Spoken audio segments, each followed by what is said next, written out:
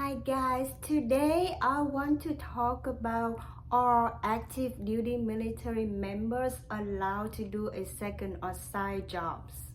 The answer is yes, they are allowed to do a second or side jobs, but they need to seek approval from their command.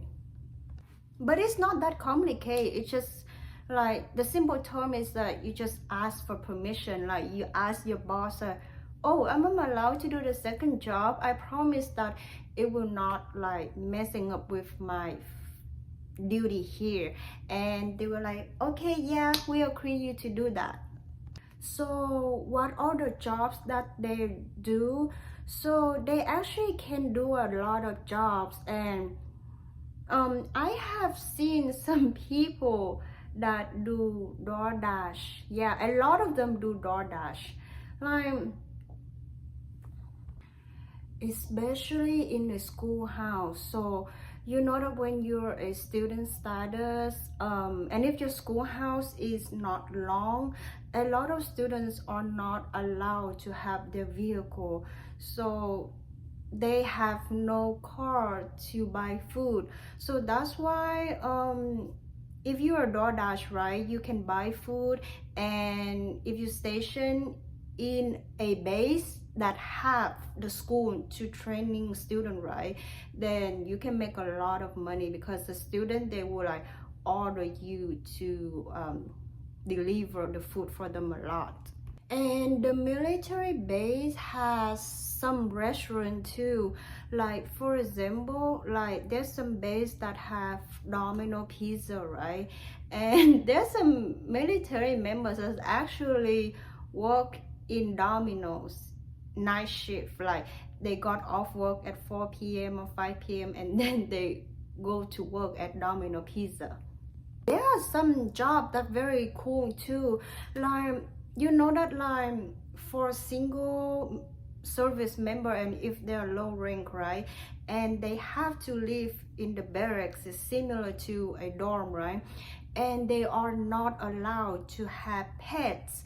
But there's some people that are married or they hiring, and they are allowed to live in the house, their house, so they have pets. And a lot of time they have to deploy, or they have to do TDYs, mean a business trip where you have to go to somewhere else to work for some times, right? Or they take leave, it means that they take vacation, like go travel somewhere else, right? And they could not, and they cannot bring the pets with them. That's why they need someone to take care of their pets at that time. So you can take care of the pets, you can do you can sit the dog, take care of the pets. Some people really like it. This is actually fun. Sometimes you can be a babysitter too. I think I know some people that work in some like construction, or they may start the small business, like there are some girls that they really like to do like crochet or knittings, and they actually do that on their free time, and they have a small business, and they will like sell the stuff. Like a lot of things is very cool. But for me, if I do my second or side jobs in the military, I would want to be a barber, like the one to cut hair. I mean, that military is very strict on hair regulation, especially males. Like for female, right, for female we can have short hair, but we can have long hair too. Like if it depends on the branch, right? Like for example, if you Air Force and Army, you can do the ponytail, you can braid your hair, or you can make a bun. But for Navy and Marine is more strict, like you have to make a bun, like a bun every day. But for male service member, they have to have a haircut, like to the point that some people, right, like to the point that sometimes, right, some active duty military member, they wear civilian clothes, they wear normal clothes, and other people supposed to be not know that they're from military, right? But if especially if they go off base, they travel somewhere else, right? But some people can know that they're military because of their hairstyle. So for the male, like, because usually military hairstyle is like is short, and some people look at that and they know that, oh, this guy is from the military, you know. And I don't know about other branches, but Marine Corps is very, very, very strict on male hair. Like, it's super, super strict. And they force you to have a haircut every week. Like, to the point that, like, on Sunday, right, you look at the hair salon on base, and there'll be a long line, and people wait for hours to have a haircut. And on Monday, right, and they look at you and your hair just long, a little bit out of regulation, and they're like, you need to have a haircut right now, you need to have a haircut. That's why I think that if you become a barber and you near the military base, you will make a lot of money. Think about this, like, there's so many males there and they have to have haircut every Sunday. And think about people that wait until the last minute, right? Like, they travel from Saturday and Sunday, and on Sunday they don't have enough time, because Monday when you show up to work, your hair have to be perfect. So they gonna like pay you money, they would tips you to like do the business for them, you know. Or like they tired of waiting online, so like they just like pay you to do a haircut for them. Have I ever tried to cut hair in the military? So no, I never. So for me, I think that to be good at something, right, you need to practice a lot, and you need to do that a lot. You need to practice a lot, because I'm a type of people that I know that I cannot be good like with just a few try. I need to practice a lot. I need to face failure a lot. So that's why it's hard for me to become a barber, because I don't think they trust my skills. I actually asked my husband. I always want to cut hair for him first, you know. I want to practice on him because he's my husband. Like, if I fail, it's okay, you know. I don't have to pay money. I don't have to feel guilty like I do for other customer, you know. So that's why I always ask my husband, like, oh, can I cut your hair?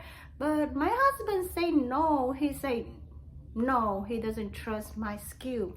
But for me, you never let me to have a chance to cut your hair. How can you know that if I'm good or bad? What if I'm a good one and like the perfect barber you ever met in the world? How can you know that? And he told me a stories.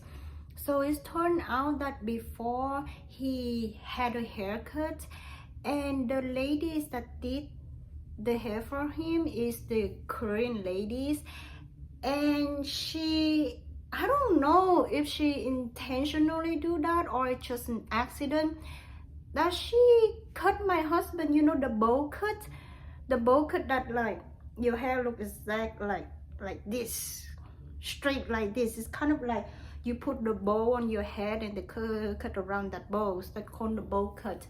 And my husband said that he was very shocked and he was very sad when his hair looked like a bow, and it looked so dumb and stupid, and everyone laughed at him a lot like that. And I mean, it's like, I don't know why, but Asian really like bowl cut. I mean, not every Asian like bowl cut, but I think it's actually cute, especially on kids. Like, I think the kids have bowl cut is cute. I like it, but when you're adult, it may not be a good idea, especially if you do some jobs that require you to look like more mature, you know. like, you know, your coworker or your customer may not trust you if you show up at work with the bowl cut. So I remember there was one time, it's not one time, there are 3 times that I saw Asian guy in the militaries, right? And their hair is exactly in regulation. Like, you cannot complain about the hair because like it's in regulation, but it look like bowl cut, and it looks so funny. And then people around just laugh a lot and say, how can this guy have this haircut, you know? Because like you cannot tell him to, oh, you cannot have this hair, because it's actually short and it's actually met the regulation. But from the aesthetic, from the beauty standards, it just look weird if you wear a military uniform and you have a bowl cut. It's look a little bit funny. But anyway, I still love bowl cut. I think bowl cut look very cute on kids. I don't know if it's an Asian thing or not, but I think bowl cut looks very cute. Like when I see the little girls or little boys that have a bowl cut hair, it looks so cute. But my mother-in-law doesn't like that. She's very scared. Like she's scared that if later on I have kids and my kids have bowl cut, when they go to school, the friends will bully my kids because it looks so dumb and funny. So she told me that, oh, you know what, I can sponsor the haircut money for the rest of their life. Like I will pay you money to let the kids to go to the haircut, just please do not cut the bowl cut for my future kids. It's actually funny. So that is all for today's videos. Thank you so much for watching my video, and see you in my next video. Bye bye.